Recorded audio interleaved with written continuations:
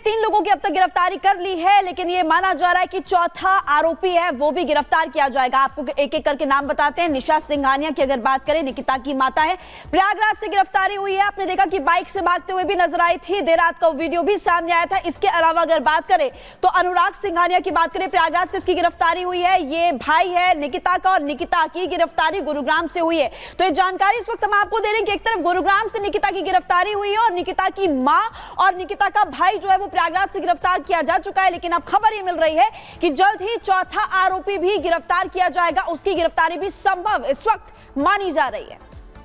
तो देखिए, AI engineer Atul Subhash की मौत के जो मुख्य गुनहगार हैं उनकी गिरफ्तारी हो चुकी है, यानी कि अतुल सुभाष की पत्नी निकिता सिंघानिया और उनके ससुराल वाले यानी कि निकिता की मां और भाई को भी गिरफ्तार किया जा चुका है। लेकिन अभी गिरफ्तारी का जो सिलसिला है वो यहीं पर नहीं थमा है, क्योंकि जो सुसाइड नोट अतुल सुभाष ने लिखा था उसमें कई और किरदारों का नाम है। वहां तक भी पहुंच अभी पुलिस बनाएगी। आखिर कौन कौन से वो चेहरे हैं, वो नाम है जिनको गिरफ्तार अभी किया जाएगा। पूरी खबर इस रिपोर्ट में देखिए।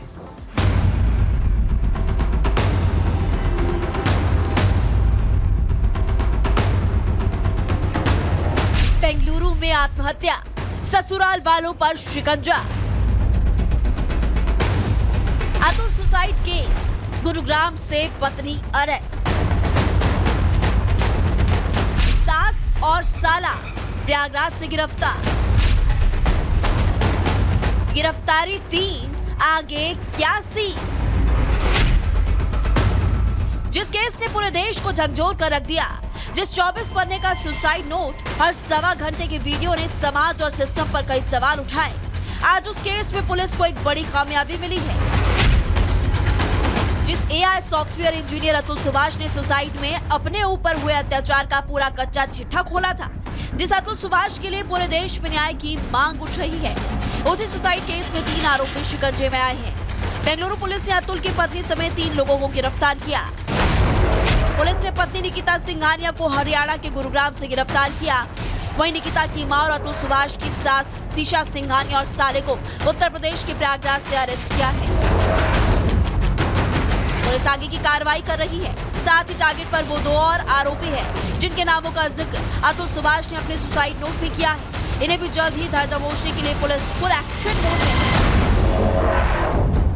ये 3 गिरफ्तारी अतुल के माता पिता और परिजनों के कलेजों को जहां थोड़ी ठंडक देगी, वहीं पूरे देश में उन लोगों के लिए भी न्याय की उम्मीद लेकर आई है जो अतुल केस के बाद आक्रोश में थे और जल्द न्याय की मांग कर रहे थे, सवाल सिस्टम पर उठा रहे थे। Bureau report, Republic Bharat.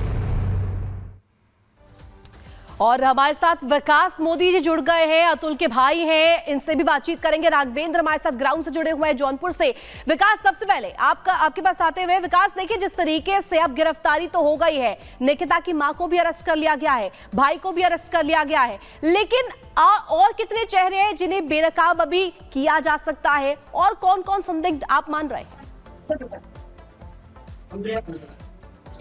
Ma'am, सबसे बड़ा कंसर्न अभी हमारे लिए ये है कि हमें मेरे भाई का बेटा कहीं दिख नहीं रहा है। जो पिक्चर सामने आई है उसमें, तो आप मीडिया के माध्यम से हम ये जानने की कोशिश करेंगे कि मेरे भाई का बेटा कहाँ है। दूसरा, जो गिरफ्तारी हुई है मैम, वो सारी गिरफ्तारी अभी नहीं हुई है, कुछ गिरफ्तारी पेंडिंग है। फिर भी मैं कर्नाटका पुलिस को बहुत बहुत धन्यवाद देता हूँ कि उन्होंने अपने एफर्ट्स बहुत अच्छे से डाले हैं और उम्मीद करता हूं कि बाकी जो लोगों के नाम हैं वो जल्द से जल्द गिरफ्तार करेंगे वो लोग। इस गिरफ्तारी के बाद जो है वो जो भी न्यायिक प्रक्रिया है, जो भी न्याय के तरीके हैं, मैं चाहता हूं कि वो उस तरह से चलें और करें, आगे की कार्रवाई करें। और हमारी तरफ से जो भी सपोर्ट चाहिए होगा उन्हें, वो बिल्कुल हम उन्हें करेंगे। और एट द एंड तक हमें इस फाइट को लड़ना है, आप लोगों के थ्रू लड़ना है, सिस्टम से लड़ना है। तो इसमें मीडिया का एक बहुत बड़ा रोल रहेगा और आप लोग मीडिया वालों का भी बहुत बहुत धन्यवाद कि हमारी इस मुहिम में आप लोगों ने साथ दिया है। विकास जी, इस घड़ी में हम सभी, रिपब्लिक भारत की पूरी टीम आपके साथ है और लगातार हम भी न्याय की मांग करते हुए नजर आ रहे हैं, लेकिन आप क्योंकि कह रहे हैं कि जो बेटा है उसका पता नहीं चल पा रहा है, तो क्या पुलिस से आपकी बात हुई? आपने पुलिस को बताया कि आप ये चाहते हैं कि जल्दी से जल्दी जो अतुल सुभाष के बेटे हैं उनके बारे में पता चल पाए कि वो कहाँ पर हैं, किसके साथ हैं? मैम अभी हमारी पुलिस से बात नहीं हुई है, बिकॉज कि हम अभी कुछ रिचुअल्स में, अपने भाई के रिचुअल्स में बिजी हैं, और मेरी माँ की तबीयत जो है वो बिल्कुल ठीक नहीं है। तो मेरी बात अभी पुलिस से जैसे ही कोई संपर्क होती है या उन्होंने कोई कॉल किए होंगे, मेरे मिस हुए हैं बहुत सारे कॉल्स, तो मुझे अभी पता नहीं है कि उन्होंने कॉल किया है, तो मैं जरूर उनको डेफिनेटली कॉल बैक करूंगा। अगर मेरे पास कोई भी इंफॉर्मेशन मिलती है तो मैं मीडिया के साथ जरूर शेयर करूंगा। बिल्कुल विकास जी, और ये भी जानना चाहेंगे कि इस खबर को सुनने जानने के बाद आपकी माता पिता ने क्या कुछ कहा, क्या अब उनका भरोसा इंसाफ की ओर बन गया है मजबूती के साथ या नहीं? दूसरा ये कि अपने भाई के बेटे से आपकी आखिरी बार मुलाकात या बातचीत कब हुई थी? मैम मेरी मुलाकात आज तक कभी नहीं हुई है। मैं अभी कभी अपने भतीजे से नहीं मिला हूँ। मैं सिर्फ अपनी भाभी से सिर्फ 2 दिन के लिए मिला था, जब वो अपनी शादी करके यहाँ आई थी। उसके बाद ना ही मेरी मुलाकात आज तक कभी हुई है, ना मेरे भतीजे से कभी हुई है आज तक। जी, ये एक और सवाल ये विकास जी, ये दोनों जो निकिता के माँ और भाई हैं, ये प्रयागराज से इनकी गिरफ्तारी हुई है, निकिता की गुरुग्राम से। तो इन दोनों ही जगहों से इन लोगों का क्या संबंध है? प्रयागराज से उसकी माँ और भाई का, और निकिता के से गुरुग्राम का?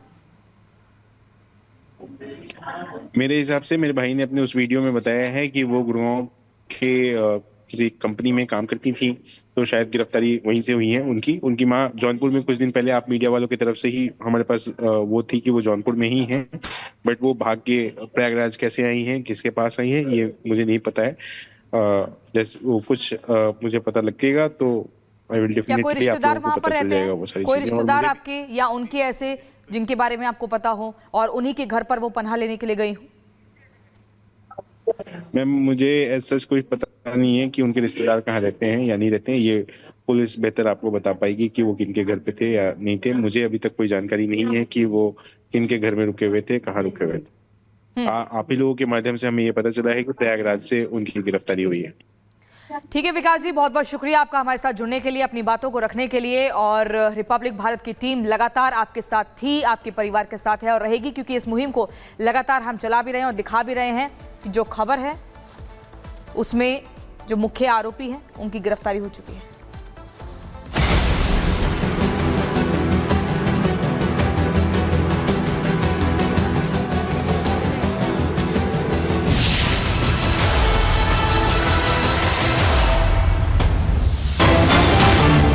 और इस बीच एक बड़ी खबर आपको बता दें, संभल से, संभल मंदिर में आज विशेष पूजा अर्चना। और देखिए जिस तरीके से कल मिला था 46 साल बाद ये मंदिर, और साफ तौर पर देखने को मिला था किस तरीके से बजरंग बली की मूर्ति भी थी, शिवलिंग भी मिला था, और मंदिर में विधि विधान से रुद्राभिषेक शुरू हो चुका है। ये जानकारी फिलहाल मिल रही है। और संभल में सनातन के कितने सबूत, ये बड़ा सवाल।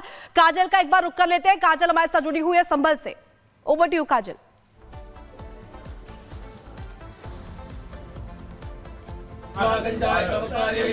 जी बिल्कुल, यहाँ पर देखिए आप, श्रद्धालु जो है वो भारी संख्या में उमड़े हुए हैं और यहाँ पर रुद्राभिषेक इस वक्त किया जा रहा है, जहाँ पर आपको तमाम जो है पुजारी और पंडित यहाँ पर नजर आएंगे जो रुद्राभिषेक करते हुए नजर आ रहे हैं, क्योंकि 46 साल के बाद ये जो मंदिर का कपाट है वो खुला है। ऐसे में कल से इसे सजाया जा रहा था और पूजा पाठ करने की सुबह से तैयारी चल रही थी। और